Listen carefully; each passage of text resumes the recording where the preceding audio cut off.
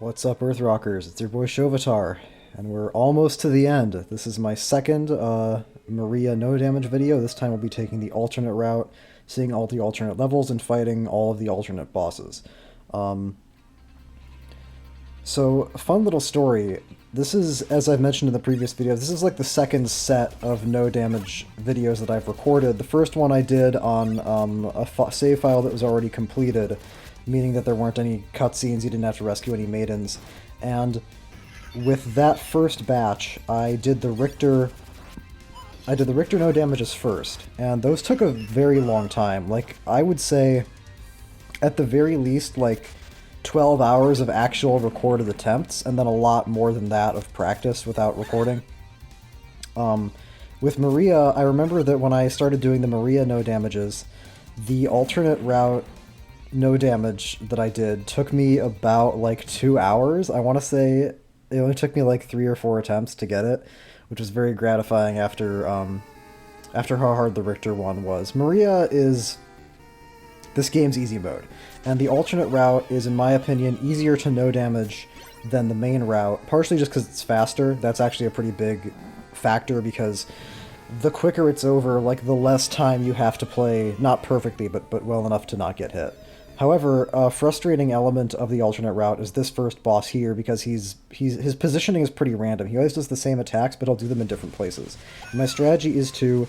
But the thing is that he dies in 4 Guardian Knuckle ticks, meaning I only need to hit him once on one of these, and then when he comes up to do the breath attack, I Guardian Knuckle again, and he goes down in 3 ticks. So, not that bad if you can hit your Guardian Knuckles. The only challenging thing there is, like, seeing when he comes up out of the water, and just reacting to that correctly, double jumping and hitting the knuckle in the correct direction, because you have to be far away enough, because the thing about the Guardian Knuckle is that as good as it is, if you want an enemy to be hit by all 3 of its ticks, then you need to be like a certain distance away from them. You can't be too close, or else it'll only get hit by the first tick and not the last 2, and then you can't be too far away, or else it's not going to hit them at all. So, that's an important element of the Guardian Knuckle that, as overpowered as it is, means there is still a margin for failure.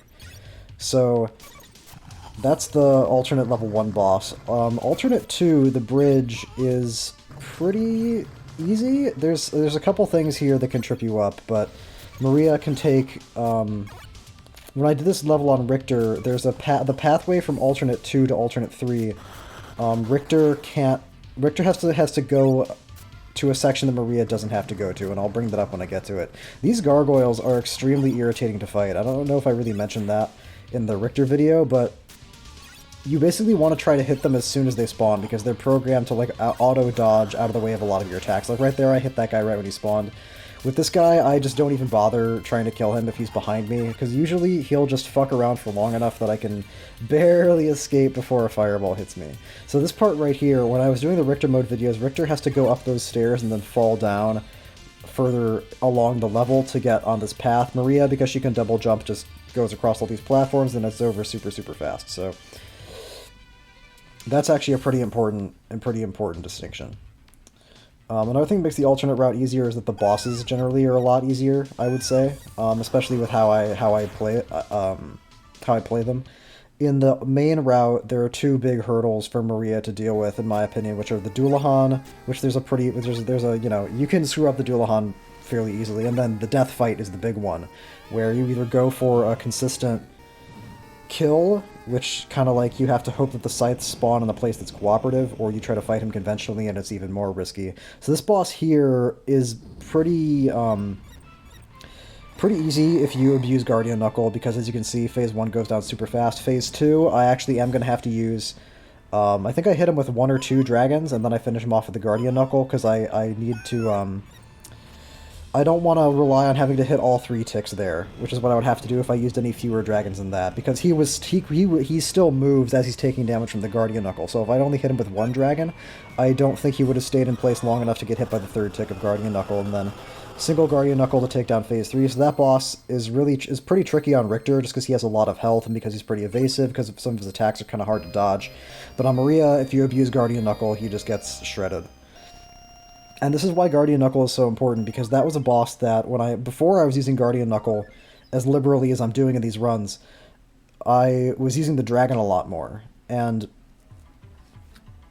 using the Guardian Knuckle instead of the Dragon means that I just save so many hearts, and that's going to be really important actually for the boss of this level, which I'll talk about when we get there.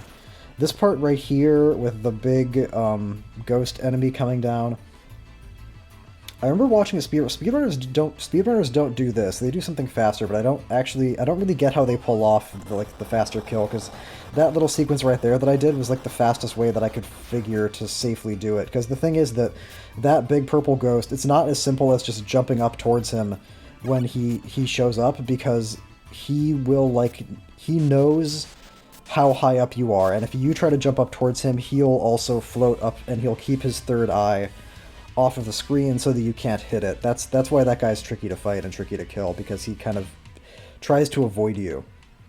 So you basically have to bait him down far enough so that all three of his eyes are visible, and also will remain visible and therefore remain attackable when you jump up and actually try to hit him. So, kind of a frustrating enemy to fight, but that was the best way that I had to deal with it.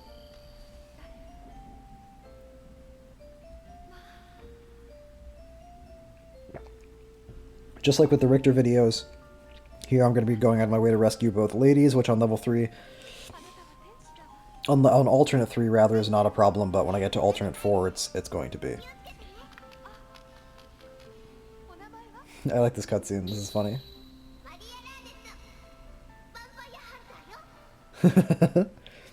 She's in awe.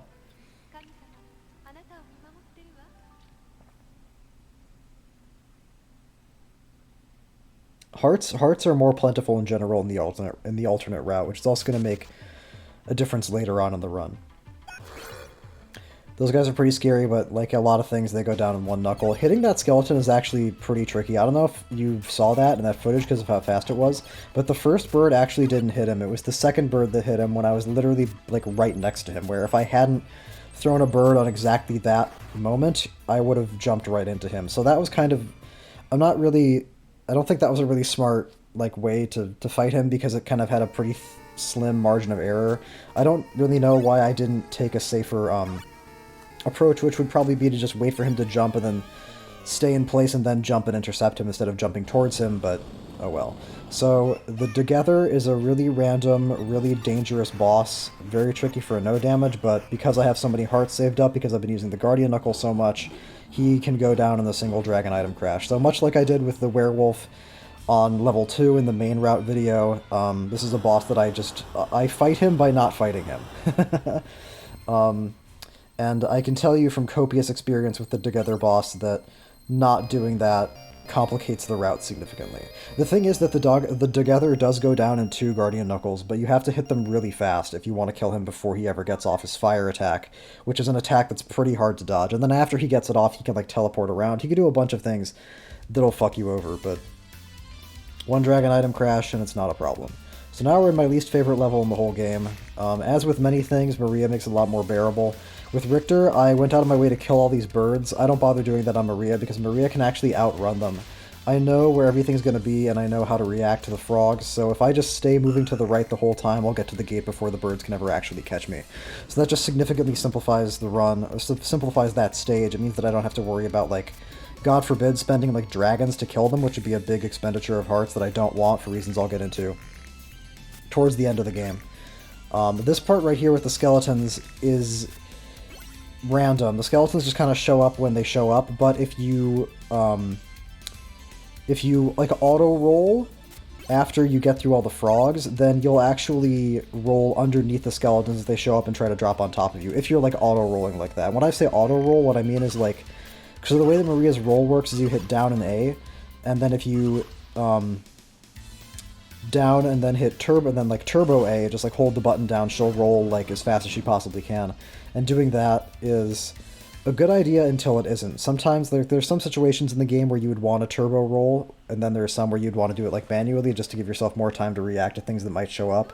But once you kill the frogs, you can just turbo roll and you won't have to worry about the skeletons, because you're fast enough to go underneath them.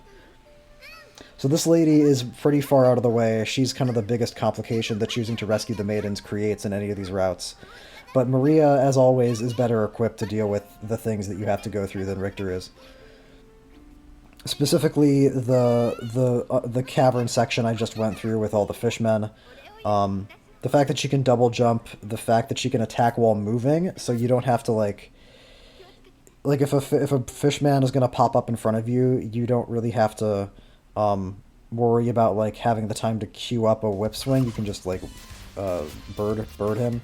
They're actually meant to jump into the rosary off of that first torch, but unfortunately I missed it. Ah, that's exactly what I'm talking about. That was really scary. I definitely should not be rolling there. I should definitely just be walking. For exactly that reason that you just saw. So on Richter, he can make that jump back across that gap, but in my Richter alternate route video, I didn't do that, which meant I had to deal with skeletons that were still spawning in behind me up on that ledge. With Maria, she can just double jump across the pit, perfectly safe, and then fall onto the log from the left instead of from the right. She's also much better at dealing with the skeletons on the rafts than Richter is, because she has two birds. Richter has to like hit whip swings or like throw sub-weapons at them. It's a lot more complicated. In fact, I would say alternate 4 is the biggest difference in difficulty for Richter and Maria. Maria's just so much better at dealing with all of the worst parts of level 4. The jump off the raft, the skeletons on the rafts, and then especially this part right here at the end, where Richter, I swear to God, Richter can just randomly take damage on this part, because the bats because you have to be on this floating platform in the middle at a certain point. You don't actually have to get the key from that torch. You can get the key from the ferryman, but you need to be on that floating platform at some point. And sometimes you're on that platform, the bats just like spawn in a bad location, and you're just fucked. But Maria, because she can double jump, because the birds are so like good, their position is relatively flexible because their return trajectory changes based on where you are. It's easier for her to clear out the bats with just the birds. So the Camilla fight is also pretty easy on Maria. On Richter, I had to do kind of a specific thing and then item crash. Maria doesn't even need to do that.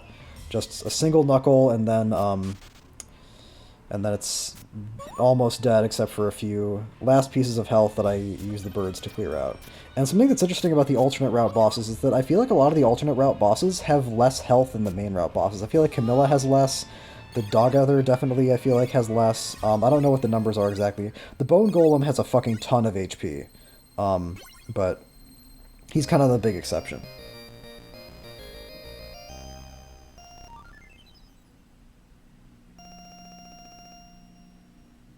I don't know exactly what the numbers are for each boss, but I'm absolutely certain that the different bosses have different levels of health. So alternate 5 on Maria is also a lot easier than it is on Richter, just because you're not going to hit any of the random run killers that Richter inevitably runs into on the alternate route. Like, I think the most resets I ever had when I was doing these runs was the boss rush, basically. It was basically like the shaft fight in the boss rush. But then other than that, it was like always 4 or alternate 4 or 5 or alternate 5 were the biggest points of failure. For Richter, and I guess I would say probably for Maria too, although I don't really remember. No, I think this was pretty smooth. Because she is just so much, like I said, she's just so much better equipped to deal with all the things that this level can throw at here. And here, the game was very nice to me because it didn't spawn any fishmen underneath me while I was waiting on that ledge, like right there. That's kind of the big RNG factor of level 5 alternate, is the game just going to spawn fucking fishmen right underneath you that jump into you and kill you?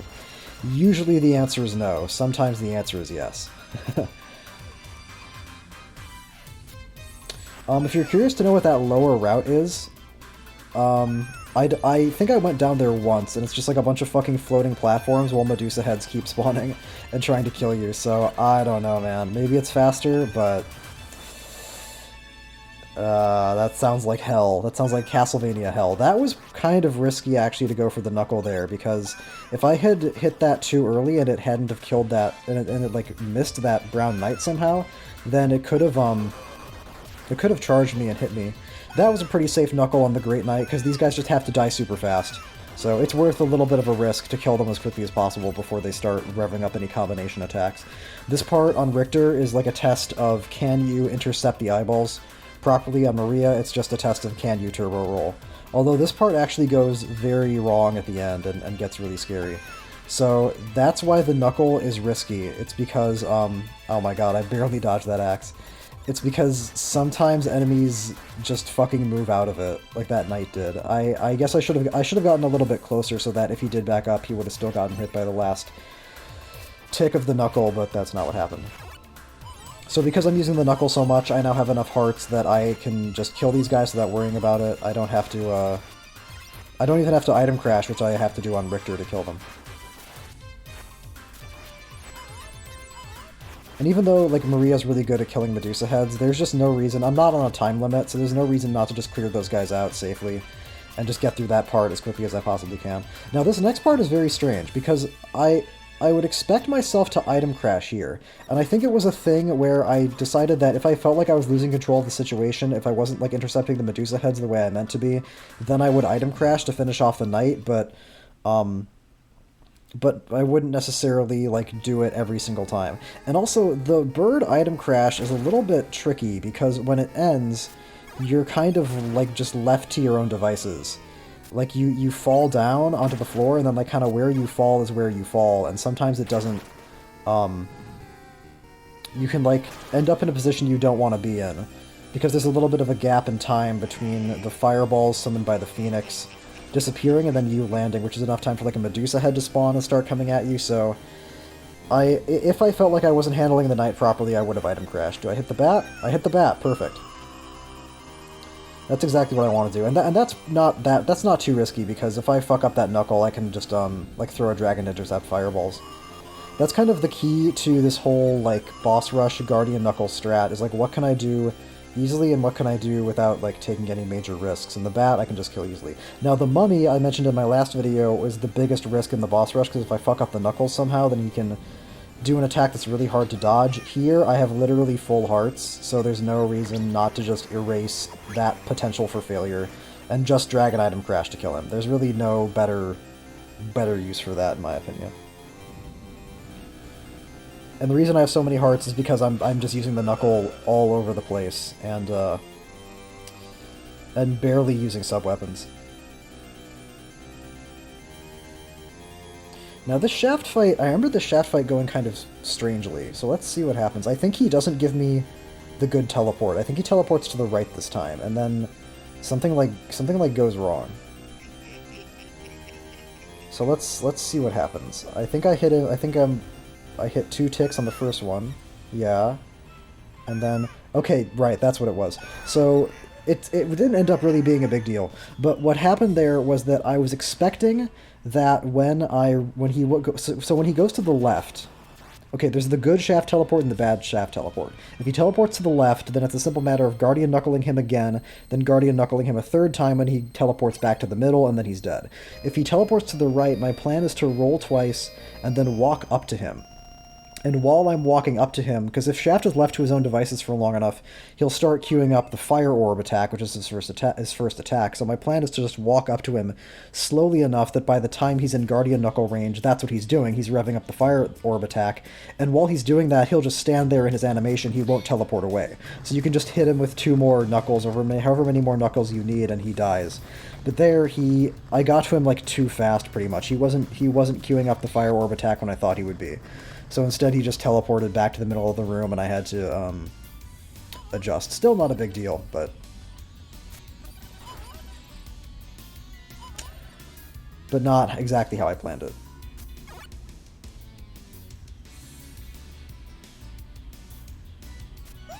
I love this harpy kill that I started doing. I wish there was a faster way to like get down those gears. I think you actually can. Can you fall in between them? I don't know. This room is kind of like the epitome of Maria's like thematic quality of like fuck you, I'll do whatever I want, because that room is just like is supposed to be like the closest that Rondo gets to a gauntlet of Clock Tower-esque like tricky-ish platforming, which is laughable compared to the platforming in something like Dracula X, for example, but you're supposed to be worrying about your positioning and all those different moving gears and shit, and then Maria just goes, no, I'm gonna do whatever the hell I want. I'm just gonna double jump up everything and then leave. Killing that guy is pretty important, because he can just fuck up your whole day otherwise, and the dragon is really the only tool you have to kill him quickly and safely. You'd have to item crash otherwise, pretty much. I don't think I needed those 5 hearts there. Although I don't really... 49? Yeah, I feel like I have more than enough hearts. Although you never know, because I do actually want to come in to this fight with enough hearts to be able to item crash if I have to, if he summons the Wyvern when I'm not expecting him to, which is actually what happened in the main route video, because I just didn't hit him with my birds when I was expecting to, and so he got to summon the Wyvern. Here he doesn't do that. I think this one's slower, but it's also like cleaner and more consistent. That was fucking close, again. I want to say that exact same thing happened in the main route video, where that exact same bat spawned in the exact same spot and almost hit me. Oh, he's getting fucking wrecked.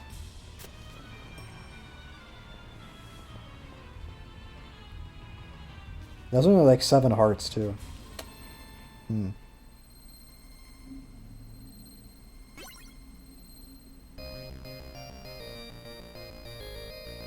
I know speedrunners just keep him over on the right, and they just spam birds on him over on the right side up against the wall. They don't... because they're not worried about taking damage. In fact, speedrunners want to take damage, because the more damage you take, the faster that life counter at the end of every level ticks down. So it's actually optimal if you're a speedrunner to end every stage with the lowest possible amount of health.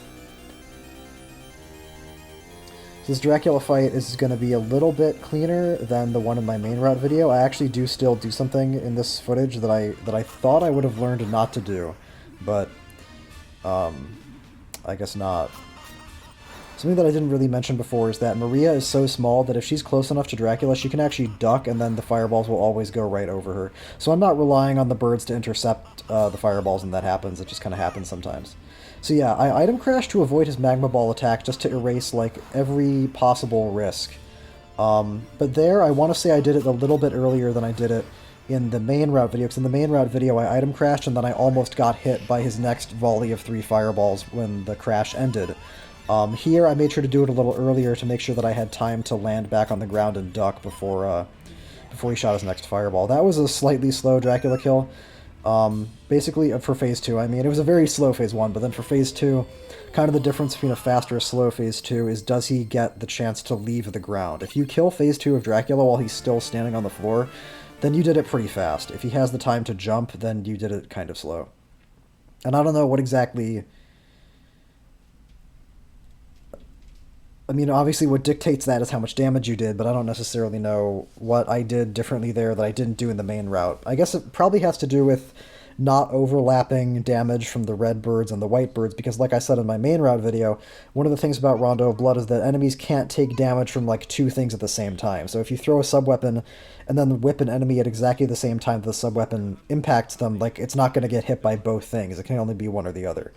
So if I shoot a red bird and it hits Phase 2 of Dracula's face while the white bird is also hitting Phase 2 of Dracula's face, then it's not going to take the damage that it's supposed to.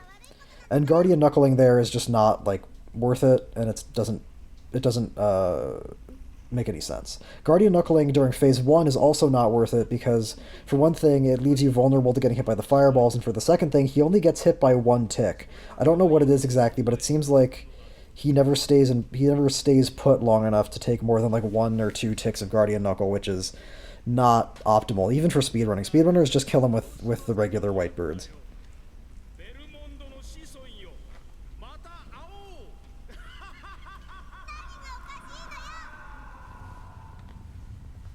At the end there, she says, "What's so funny?" That's all I really remember about that cutscene. The general vibe of that cutscene is basically Dracula saying, "It is not by my hand that I am once again given flesh. I am only here to fulfill the desires of mankind, etc., etc." And then Maria basically says back to him, "I don't really know what you mean, but you're a bad person because you did bad things."